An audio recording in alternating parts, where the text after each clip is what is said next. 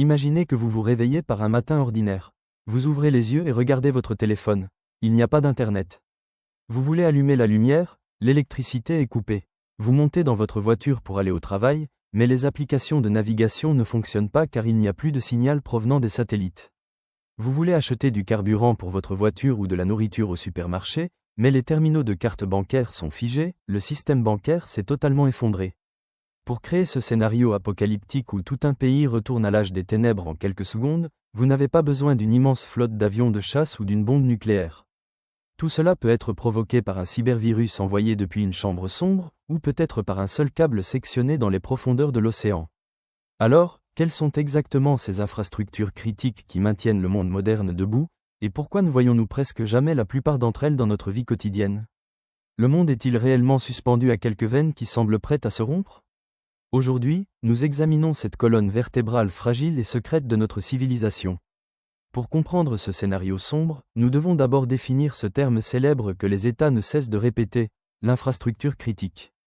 L'infrastructure critique est le nom donné à l'ensemble des systèmes qui, lorsqu'ils sont perturbés, piratés ou détruits, paralysent instantanément le fonctionnement normal, la sécurité et l'économie de la société. Quand nous regardons les villes, nous voyons de grands bâtiments, des centres commerciaux ou des ponts imposants. Cependant, lorsque les États et les experts en sécurité regardent la ville, ils voient l'énergie, l'eau, les communications, les transports, la finance et les données. Il y a un point crucial à ne jamais oublier ici. Dans le monde moderne, ce qui est réellement critique, ce ne sont pas les bâtiments ou les stations pris individuellement. Ce qui est vital, c'est que ces systèmes sont reliés entre eux de manière invisible. Si l'un s'effondre, il entraîne l'autre avec lui dans l'obscurité. En tête de ces systèmes connectés, nous devons placer l'électricité. Car l'électricité n'est pas seulement un type d'énergie qui allume notre lampe. Elle est le principal domino de la civilisation. La production d'électricité, qui commence dans les barrages ou les centrales, arrive aux sous-stations par d'immenses lignes de transmission, puis atteint nos maisons. Ce réseau colossal doit fonctionner avec un équilibre de fréquence parfait de 50 Hz par seconde. Alors, que se passe-t-il si le réseau électrique s'effondre? Le fait que votre maison reste dans le noir est le moindre de vos problèmes.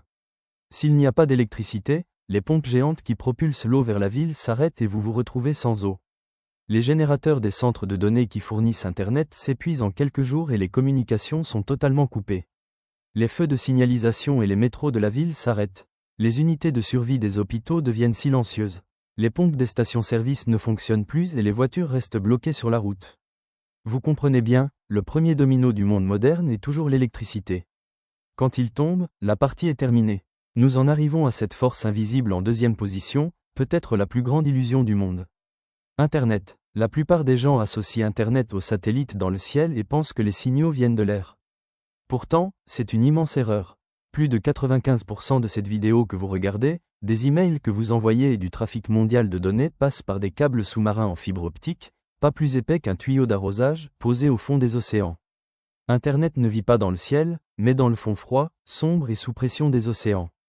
Ces dernières années, les accidents d'ancre de navires et les coupures délibérées de câbles dans le détroit de Taïwan ou le détroit d'Ormuz nous ont montré de manière très douloureuse à quel point cette infrastructure invisible est dangereusement fragile.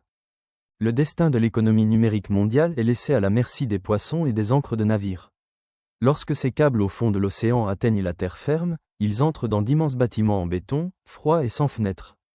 Ce sont les centres de données. Autrefois, ces bâtiments étaient considérés uniquement comme des salles de matériel ennuyeuses où les sites web étaient stockés. Mais aujourd'hui, la situation est totalement différente. Les services de cloud qui conservent toutes vos photos, les célèbres algorithmes d'intelligence artificielle qui changent le monde, les millions de dollars de transactions financières dans les banques et les services étatiques les plus secrets comme l'administration en ligne d'un pays sont confiés aux centres de données d'entreprises comme Amazon Web Services, Google ou Microsoft. Toute notre vie est enregistrée sur des disques tournant sur des étagères à l'intérieur de ces bâtiments. C'est pourquoi, récemment, les pays du monde ne considèrent plus les centres de données comme de simples bâtiments d'entreprise, mais comme des installations de sécurité nationale critiques qui ne doivent pas être attaquées directement. Sortons des câbles et des bâtiments et tournons à nouveau les yeux vers le ciel.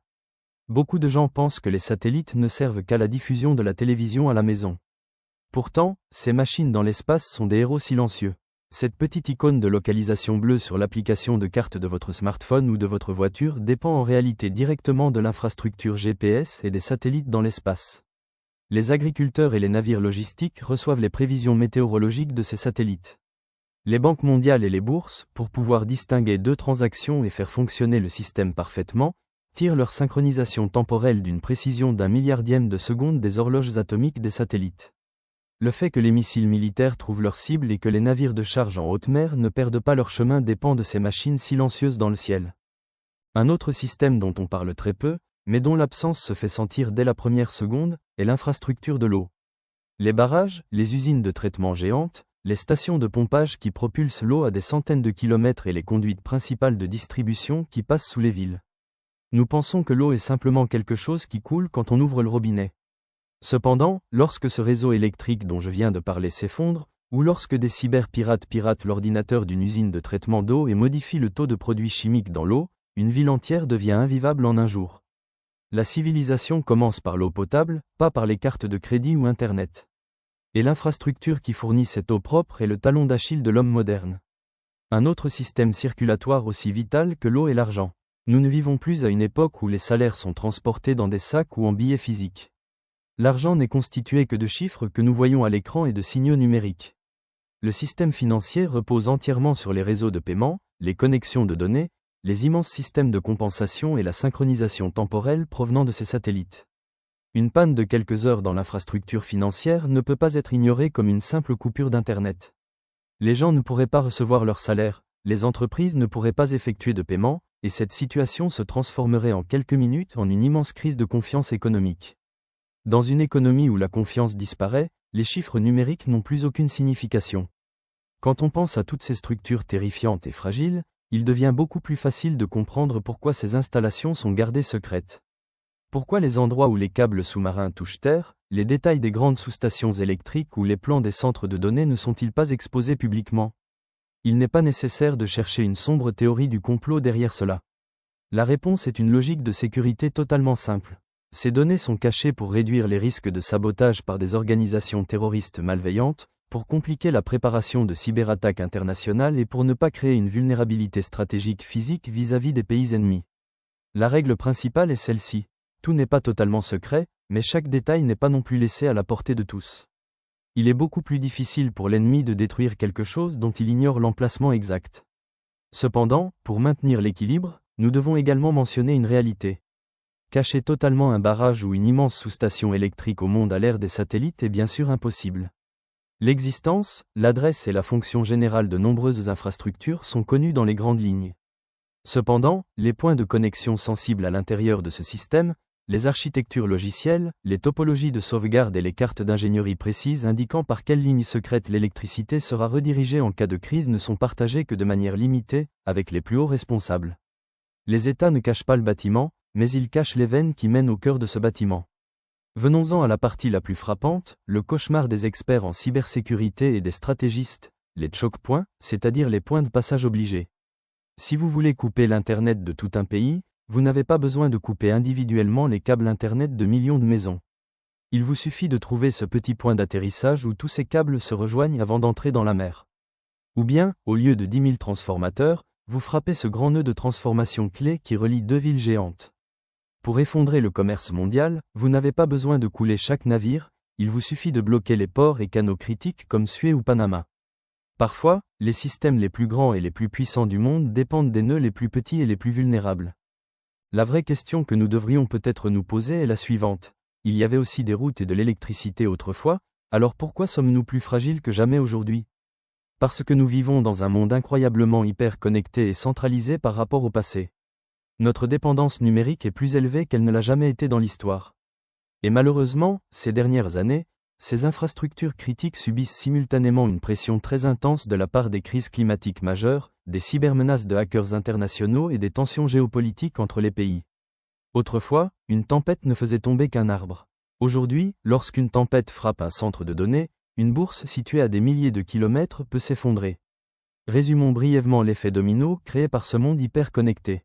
À cause d'une tempête hivernale, le réseau électrique s'effondre.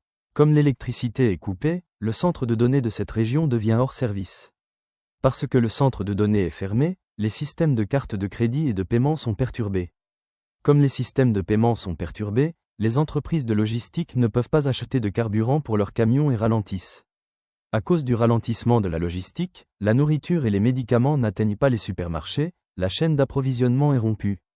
En d'autres termes, le problème auquel nous sommes confrontés n'est pas seulement l'effondrement d'une seule institution, mais l'ébranlement mortel de tous ces systèmes modernes étroitement liés. Une chaîne n'est aussi forte que son maillon le plus faible. C'est pourquoi, de nos jours, les câbles sous-marins et les immenses réseaux énergétiques ne sont pas seulement des questions économiques dont les entreprises privées tirent profit. Les États considèrent ce sujet comme une question de sécurité nationale, de gestion de crise, de dissuasion et de capacité à rester debout en cas de guerre éventuelle. Quelles que soient les armes puissantes dont disposent vos armées, si l'infrastructure électrique ou de communication de votre pays s'effondre suite à une cyberattaque, vous ne pourrez même pas donner l'ordre de faire décoller ces avions de chasse. L'infrastructure est l'armure d'un État moderne. Lorsque l'armure est percée, le corps devient vulnérable. Après avoir exposé toute cette carte sombre, nous devons conclure par la question principale et la plus importante. La question que nous devrions peut-être nous poser n'est pas ce que les États nous cachent ou ce qui est dissimulé sur les cartes. Peut-être que la question vraiment effrayante est celle-ci. Quelle part infime de cette vie moderne dans laquelle nous vivons, que nous utilisons chaque jour, en laquelle nous avons confiance et que nous pensons indispensable, voyons-nous réellement ? Peut-être que la véritable puissance du monde moderne ne réside pas dans ces immenses gratte-ciel étincelants ou dans ces rues luxueuses. Peut-être que la puissance réelle réside dans ces câbles sombres que nous ne voyons pas, dans les transformateurs au sommet des montagnes, dans les centres de données fermés et dans le fond sombre des vastes océans. Une civilisation peut parfois se briser non pas là où elle semble la plus forte, mais à ces points de connexion silencieux où elle est la plus invisible. Et vous, qu'en pensez-vous ?